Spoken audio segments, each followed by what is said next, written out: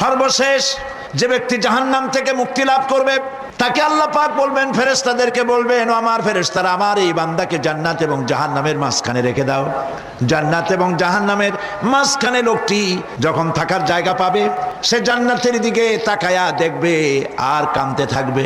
আল্লাহ পাক জিজ্ঞেস করবেন, বান্দারে, যুগের পর যুগ ধরে জাহান্নামে কেঁদেছো, আমি রব্বুল আলামিন জাহান্নাম মাফ করে দিয়া জান্নাত জাহান্নামের মাঝখানে রেখে দিয়েছি, আযাব থেকে তো বেঁচে গেছো, এখন কান্দো কেন? লোকটি বলবে, রব্বুল আলামিন, কান্দি এই কারণে, জাহান্নাম থেকে মাফ করেছো, তোমার শুকরিয়া আদায় করি। জান্নাত তো আমার কপালে নাই, কিসমতে নাই, কিন্তু জান্নাত আমি এখান থেকে দেখতে পাচ্ছি, জান্নাতের সুঘ্রাণ আমার নাকে আসতেছে, কপালে নাই যাওয়ার।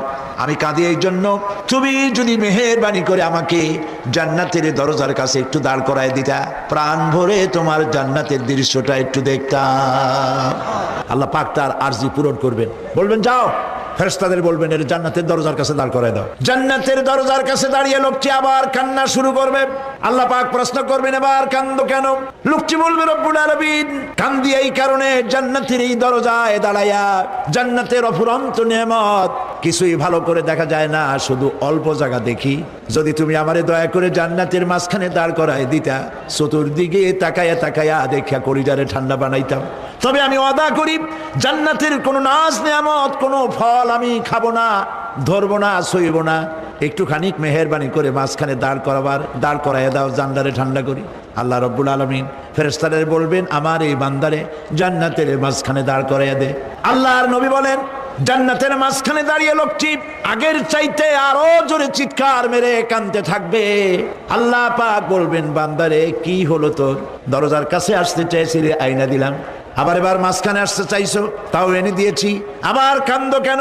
লোকটি বলবে, রব্বুল আলামিন, এবার কান্দি এই জন্যে, তুমি যখন দয়া করে একটিবার জান্নাতের মাঝখানে এনে আমাকে দাঁড় করায় দিয়েছো, তুমি রহমান রহিম গফুরুর রহিম, এই জান্নাত থেকে আবার আর বাইর করে দিও না।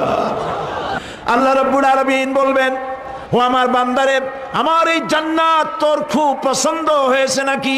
লোকটি বলবে, রব্বুল আলামিন, কলিজা ঠান্ডা হয়ে গেছে, ভাবতেও পারি নাই জান্নাত এত সুন্দর। আল্লাহ পাক বলবেন, বান্দারে, এরকম একটি নয়, দুইটা নয়, তোর জন্য আমি 10টা জান্নাতে এরকম রিজার্ভ করে রাখছি। জান্নাতীদেরকে রিসিপশন দেওয়া হবে।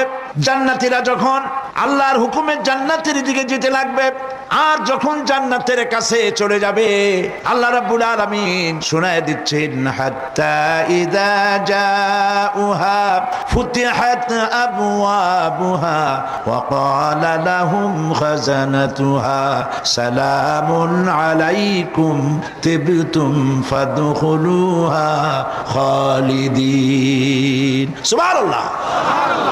জান্নাতীরা যখন জান্নাতে প্রবেশ করার দরজার মুখোমুখি হবে, দ্বার রক্ষীগণ তখন বলবে, সালামুন আলাইকুম, আল্লাহ শান্তি তোমাদের উপরে বর্ষিত হোক। দুনিয়ার টাটকা টাটকা সুখগুলি 2 পা দিয়ে ঠেলে দিয়েছো, টাটকা সুখগুলি গ্রহণ করো নাই, হারাম খাও নাই, আল্লাহর দ্বীন কায়েমের জন্য রক্ত দিয়েছো, জীবন দিয়েছো, কষ্ট করেছো, আল্লাহকে ভয় করেছো, আমাদের সালাম গ্রহণ করো, জান্নাতের মধ্যে ঢুকে যাও চিরকালের জন্য। সুবহানাল্লাহ।